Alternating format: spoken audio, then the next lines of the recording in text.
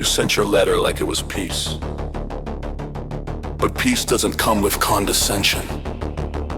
It doesn't wear guilt like cologne or hide the blade behind "I just wanna talk." You said you never wanted to hurt me, but your hand said otherwise when you grabbed my throat and assaulted me, when you forced a pillow over my face to silence me, when you stole my life's work to cripple me. If you did not mean to hurt, you would have returned my drives, not used them to isolate and divide. You said you were her friend, but friends don't move in silence. Friends don't block and lie and pretend. They're weekend saints with borrowed halos and secondhand redemption. You weren't trying to speak your truth, you were performing it, and that's the difference between truth and script. You framed your guilt in soft-spoken lines like, "I didn't mean to, I never wanted to. I'm sorry if..." Those are not apologies, they're rehearsed lines from a man who said them to too many women to remember who he actually hurt. 7, lack of empathy. You told me I don't have to believe you, that my truth is my truth, but there's only one truth, and yours is dressed in delusion, tailored in grandeur, 2 fantasies of power, padded with shame you dare not claim. You talk about love, peace, and my potential like I need your permission to be powerful. I don't need your validation, Hubert, I am what you pretend to be. I'm the man you wish you were. On the days when your mirror lies less, I was barely back on my feet after you lied, robbed, assaulted, blackmailed, and put me on the street when I gave strangers 80,000 because they had a child and no roof. You had children and not even beds, just floors, just excuses, just used linens for curtains in that broken house you dragged Nate to while you played decorator because laborer didn't sound romantic enough. Ford needs admiration. You told her we'd all live together. You disappeared for 40 days, came back to the guest house like a ghost with no shame, never paid rent, not even while the owner was dying. He gave you shelter and you gave him silence, 6 entitlement.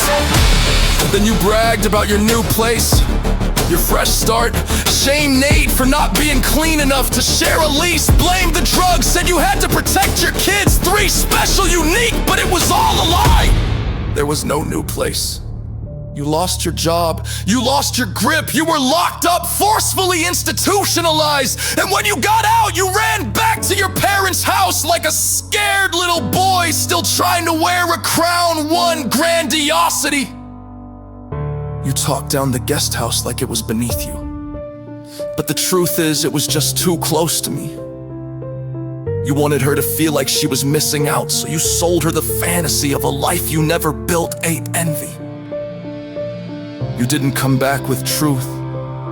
You came back with judgment, and the only reason you blamed her was to stay on your pedestal without earning the height. 1 grandiosity.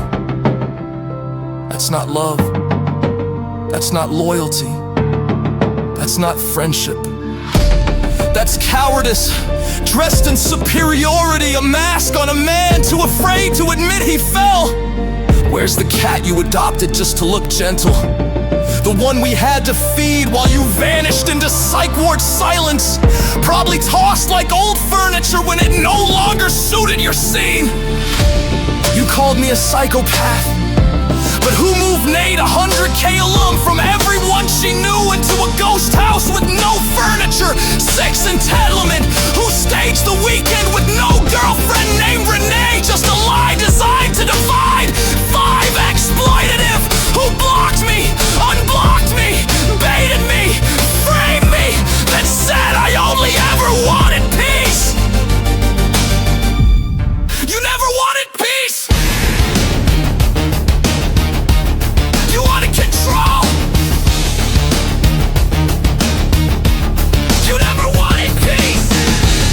You wanted control. You wanted silence. You wanted me to shut up so your story stays stitched and clean. You say I carry pain, I say I carry justice. You say move forward, I say not until this ends the right way. Cause your version of forward is just forgetting, and that's not healing, that's cowardice with a fancy name. You tell her that you only care, but what you really mean is, don't look at what I did. Don't remember how I made you feel. Don't wake up. just stay hypnotized. But I'm not hypnotized, I'm awake. And this time I am writing the truth.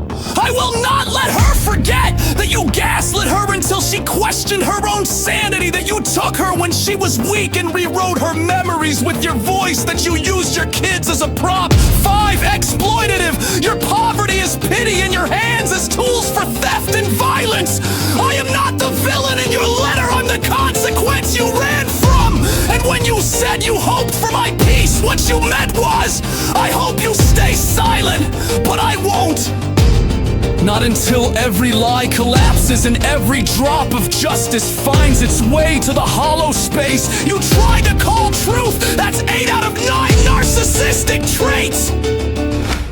Only one trait remains unmatched: 9 arrogance. And that's not debatable. You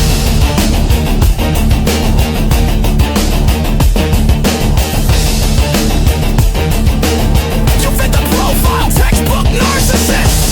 This isn't just emotional abuse.